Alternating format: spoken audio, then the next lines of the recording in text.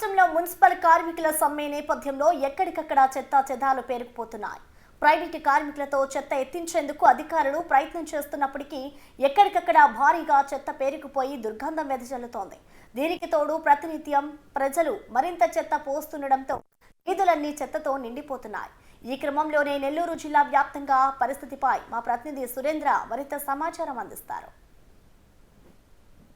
Public అడిగి ఈ యొక్క చెత్త చెదరాలు రోడ్డు మీద నిలబడిపోయిన వాటి గురించి మాట్లాడే ప్రయత్నం చేద్దాం. చెప్పండి, ఈ విధంగా రోడ్ల మీద చెత్తలు నిలబడిపోయి ఆగిపోయి ఉన్నాయి. పారిశుద్ధ్య కార్మికులు కూడా సమ్మెబాటు చేపడుతున్నారు. ఏమంటారు అసలు?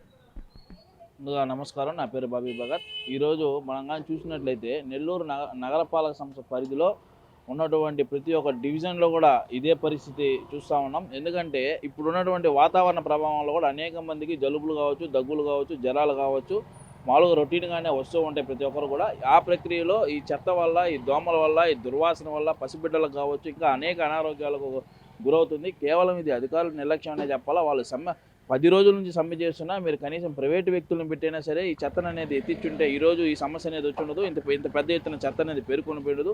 పారిశుద్ధ్య కార్మికులు కూడా మేము విన్నమించుకునేది ఏంటంటే మీ డిమాండ్స్ ఏ ఉన్నా కూడా ఈ అధికారులతోనో నాయకులతోనో మీరు ఫైట్ చేయాలే కానీ చెత్తను తీసుకొని వచ్చి రోడ్లలో పోయడం, చెత్తను తీసుకొని వచ్చి ప్రజలకు ఇబ్బంది కలిగించినందువల్ల దానివల్ల ఎటువంటి ఉపయోగం ఉండదు. మీరు మీ సమస్యను ఎవరికి తెలియజేయాలంటే నాయకులు తెలియజేయండి, లేదంటే అధికారులు తెలియదు. అంతేగాని అక్కడ ఆర్టీసీ దగ్గర కావచ్చు, కేఎల్ఎం దగ్గర కావచ్చు, నిన్న చెత్త తీసుకొచ్చి ట్రాక్టర్లతో చెత్తను పోయడం కూడా మనం సోషల్ మీడియా మాధ్యమాల్లో కావచ్చు, కొన్ని వీడియోస్లో కూడా చూసాము. అది సరైన పద్ధతి కాదు. అలాగే ఇంకోటి కూడా అడుగుతున్నాం, ప్రజల చేత ప్రజల వలన ప్రజలే ఎన్నుకోబడ్డటువంటి ప్రజానాయకులు 54 డివిజన్లో కూడా కార్పొరేటర్లు ఉన్నారు. ఈ ప్రైవేటు వ్యక్తులు వచ్చినప్పుడు ఈ పారిశుద్ధ్య కార్మికులు అనే వాళ్ళు అడ్డుకుంటున్నారు. కాబట్టి ఎందుకు ఈ కార్పొరేటర్లు ప్రజాసేవ చేస్తామని చెప్పి వచ్చినప్పుడు 54 డివిజన్లో ఉండేటువంటి కార్పొరేటర్లు కావచ్చు, ఆయన కింద ఉండేటువంటి అనుచరులు కావచ్చు, మీరెందుకు చీపుర్లు బట్టి మీ వార్డు మీ బాధ్యత లేదా? మీ ప్రజల ఆరోగ్యం మీకు పట్టదా? మీరే రోడ్డు మీదకి వచ్చి ఎందుకు మీరు శుభ్రం చేయలేకపోతున్నారు? ఒక నాయకుడు రోడ్డు మీదకి వచ్చి మిమ్మల్ని నమ్ముకొని ఇంకో 10 మంది రోడ్డు మీదకి వస్తారు. ఆ విధంగా వచ్చినప్పుడు ఎవరి సర్వీస్ అనేది వాళ్ళు చేస్తారు. కాబట్టి ప్రతి ఒక్కరు కూడా దీన్ని రెస్పాన్సిబిలిటీగా తీసుకొని ప్రజలు అనారోగ్యాలను బారిన పడకుండా కాపాడాలని కోరుకుంటున్నాం. అయితే ఇటు పారిశుద్ధ్య కార్మికులు చేస్తున్నటువంటి సమ్మె ఎంతో సజావుగా సాగాలని, అయితే ప్రజల్ని ఇబ్బంది కలిగించే వాతావరణం ఏర్పరచకూడదని కూడా ఇటు పబ్లిక్ చెప్తున్నారు. మరోవైపు ఇటు నగరంలో ఉన్నటువంటి అందరూ కూడా కార్పొరేటర్లు అందరూ కూడా దీని మీద స్పందించి ఈ చెత్త వల్ల ఏర్పడుతున్నటువంటి ఆ దుర్గంధం కావచ్చు, ఈ యొక్క రోడ్ల మీద అడ్డంగా ఈ చెత్త ఉండటంతో కూడా ఇబ్బందులు ఎదుర్కొంటున్నటువంటి పరిస్థితుల్ని అధికారులు కూడా గమనించాలి, నాయకులు కూడా గమనించాలంటమ్మా. చెప్పండి, రోడ్డు మీద ఈ విధంగా చెత్త ఏర్పడిపోయి ఉంది, ఏమంటారు? వస్తాయి కదా సార్, అయితే ఎట్టైనా ఎవరు ఎత్తించాలి మీరు. అది 10 రోజులు అయిపోయింది. ఇంట్లో ఈగలు, దోమలు, ఆ చెత్త అంతా ఇంట్లో పెట్టుకొని ఎడేసినా ఈడ రోడ్డుకి అడ్డం కదా తిరిగేదానికి. కానీ అనారోగ్యాలు వస్తాయి. ఇప్పుడు టైఫాయిడ్ జ్వరాలని, మలేరియా జ్వరం అన్నీ వస్తాయి కదా. దాన్ని మీరు ఎట్టో ఒకటి చేయాలి. మీరు చేస్తే ఎత్తిస్తే ప్రభుత్వం ఏదో ఒక నిర్ణయం తీసుకొని వాళ్ళకి పరిష్కారం చెప్తే కదా చేస్తారు మున్సిపాలిటీ వాళ్ళు వచ్చి చేస్తేనే మనకి అనారోగ్యాలు బాగుంటాయి. లేదంటే ఏదో ఒక రోగాలు వస్తాయి దోమల వల్ల. ఈగలు, సన్న దోమలు, ఇల్లంతా ఆ చెత్త ఇంట్లో పెట్టుకుంటే దోమలు, ఇక్కడ తెచ్చేసినా దోమలే. దాన్ని ఏదో ఒకటి చేయాలి మీరు పరిష్కారం. ప్రభుత్వం మీరు ఏదో ఇటు అధికారులు ఇటు ప్రభుత్వాలు నిర్ణయం తీసుకొని ఇటు ప్రజలు ఇబ్బంది పడుతున్నటువంటి ఈ చెత్త రోడ్ల మీద పేరుకుపోవడంతో ఈ అధికారులు ఇప్పటికైనా స్పందించాలని ఇటు పబ్లిక్ చెప్తున్నా. సార్ చెప్పండి, ఈ రోడ్ల మీద చెత్త ఈ విధంగా ఎక్కడ పడితే అక్కడ ప్రధాన రోడ్లో వచ్చి ఇప్పుడు ప్రధానంగా మనం ఇక్కడ చూస్తే కోటమెట్ట చుట్టుపక్కల ఇళ్ళు ఉన్నాయి, ఇళ్ల మధ్యలో ఈ విధంగా పేరుకుపోయింది, ఏమంటారు? ఏమనేది ఏముంది, ప్లస్ మున్సిపల్ కార్పొరేషన్ ఉన్నతాధికారుల నిర్లక్ష్యం వల్లే ఈ చెత్త ఎక్కడికక్కడ స్తంభించిపోయింది. ఏదైతే పారిశుద్ధ్య కార్మికులు వాళ్ళ యొక్క న్యాయ పోరాటం చేస్తున్నారో ఆ న్యాయ పోరాటం కనీసం కూర్చొని మాట్లాడలేని పరిస్థితిలో ఉన్నతాధికారులు ఉన్నారు. అది ఏదో వాళ్ళ సమస్య పరిష్కరిస్తే ఇక్కడ ఉన్నటువంటి చెత్త మొత్తం క్లీన్ అవుద్ది. ఈ చెత్త ఇదే విధంగా ఉంటే మటుకు ఇది చలికాలం, ఇది అసలు ప్రజలు ఎంత ఇబ్బంది పడుతున్నారో అసలు అధికారులకి దాని మీద అసలు ఏం అర్థం కావట్లేదు, స్పందించడం లేదు. ఇప్పుడు ఇలాంటి పరిస్థితుల్లో ఈ చెత్త ఇదే కనుక పేరిపోతే ఇంకా 2-3 రోజులు ఇదే విధంగా ఉంటే అనారోగ్యం పాలవుతారు ప్రజలు మొత్తం.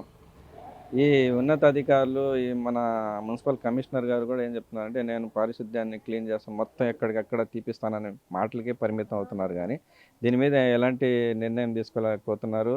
ఈ చెత్త క్లీన్ చేయలేకపోతున్నారు. అదేవిధంగా డ్రైన్స్ చూస్తే కూడా అదే పరిస్థితి ఉంది. ఎక్కడికక్కడ డ్రైన్స్లో మొత్తం చెత్త పేరుకుపోతుంది.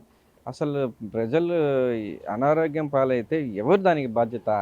ఎందుకు ఈ విధంగా నిర్లక్ష్యంగా వ్యవహరిస్తున్నారో ఈ మున్సిపల్ సిబ్బంది మనకైతే అర్థం కావడం లేదు.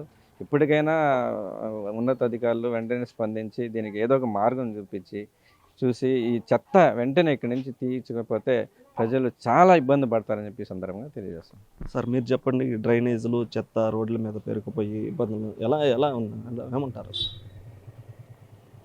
ప్రతి వీధిలో చూస్తే చెత్త ఏ విధంగా పేరుకుపోయిందంటే కనీసం నడిచేదానికి కూడా దారి లేకుండా పరిస్థితి ఈరోజు. మరియు ఈరోజు కార్పొరేషను కార్మికులు చేస్తున్న యొక్క నిరసన కూడా న్యాయమైన నిరసన. వారి యొక్క జీతాలు 13,000.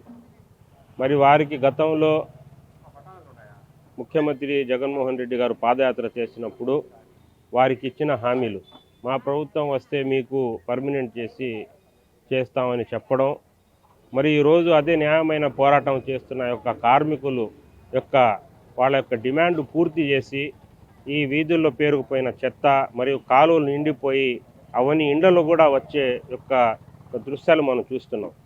మరి ప్రధానంగా కార్మికులకి వారి యొక్క కార్మికులు ప్రభుత్వ ఉద్యోగులని వాడిని గుర్తించి ప్రస్తుతం ప్రభుత్వం నుంచి వస్తున్న యొక్క పథకాలు కూడా వాళ్ళకు అందకుండా మరి ఎంతో ఇబ్బంది పడుతున్నారు. ముఖ్యంగా అమ్మఒడి కూడా వాళ్ళకి తెలియజేయకుండా చేయడం, మరియు ఇలాంటి వాళ్ళ యొక్క చేస్తున్న ధర్నాల్ని ప్రభుత్వం గుర్తించి మరి ఇదే విధంగా కానీ చెత్త పేరుకుపోతే ప్రస్తుతం కరోనా కూడా ఎంతో వ్యాప్తి చేసి ఎంతోమంది కరోనా బారిన పడిపోయిన సందర్భం ఈరోజు రాష్ట్రంలో చూస్తున్నాం. ఇదే మాదిరిగా చెత్త ఎక్కువ పేరుకుపోతే దీనివల్ల కరోనా కూడా ఉధృతం ఎక్కువ వ్యాప్తి చెందే అవకాశం కూడా ఉంది. కాబట్టి త్వరగా ప్రస్తుతం అధికారులు మేల్కొని ఉన్నతాధికారులు మరియు ప్రజాప్రతినిధులు ఈ చెత్తని త్వరగా తీయించాలని మనం తెలియజేస్తున్నాం. అయితే మొత్తం మీద కూడా ఇటు పారిశుద్ధ్య కార్మికులు చేపట్టినటువంటి ఈ గడిచిన 10 రోజుల నుంచి ఏర్పడినటువంటి చెత్తతో కూడా ప్రధాన నగరాలు, ప్రధాన పట్టణాల్లో ముఖ్యంగా నెల్లూరు నగరం కావచ్చు, కోవూరు, గూడూరు, సూలూరుపేట, ఆత్మకూరు వంటి ప్రధాన పట్టణాల్లో కూడా ఇదే దుస్థితి కనిపిస్తుంది. ఈ చెత్త ఎత్తకపోవడము, మరోవైపు ఇటు కార్పొరేషన్, మున్సిపల్ అధికారులు కూడా చెత్తను తొలగించేందుకు ప్రయత్నాలు చేస్తున్నప్పటికీ కూడా ఇటు కార్మికులు కూడా తమ న్యాయమైన డిమాండ్లు నెరవేర్చే వరకు కూడా ఈ యొక్క మా సమ్మెని కొనసాగిస్తామని, అయితే ఎవరైతే ప్రైవేటు వ్యక్తుల చేత ఎత్తిచ్చినా కానీ మేము ఒప్పుకునే ప్రసక్తి లేదని చెప్తున్నారు. అయితే ఇటు ప్రజలు కూడా ప్రజలకు ఇబ్బంది కలగకుండా ఇటు పారిశుద్ధ్య కార్మికులు కూడా సమ్మె చేసుకోవాలని సూచిస్తున్నారు. రోడ్ల మీద వీరే పారిశుద్ధ్య కార్మికులు సమ్మె చేస్తున్నటువంటి పారిశుద్ధ్య కార్మికులే రోడ్ల మీద చెత్త వేయటం కరెక్ట్ అని కాదని కూడా ఇటు చెప్తున్నటువంటి పరిస్థితి. అదేవిధంగా ఈ శీతాకాలం కాబట్టి శీతాకాలంలో ఈ దోమల బెడద ఎక్కువగా ఉంటుంది కాబట్టి ఈ చెత్త మరింత రోజుకు పెరిగిపోతుండటంతో మరింత దోమలు పెరిగి మలేరియా, డెంగ్యూ రకరకాల వ్యాధులతో ఇబ్బంది పడే పరిస్థితులు ఉన్నాయని కూడా ఇటు పబ్లిక్ చెప్తున్నటువంటి పరిస్థితి. కెమెరామెన్ మనోజ్తో సురేంద్ర, బిగ్ టీవీ, నెల్లూరు నుంచి.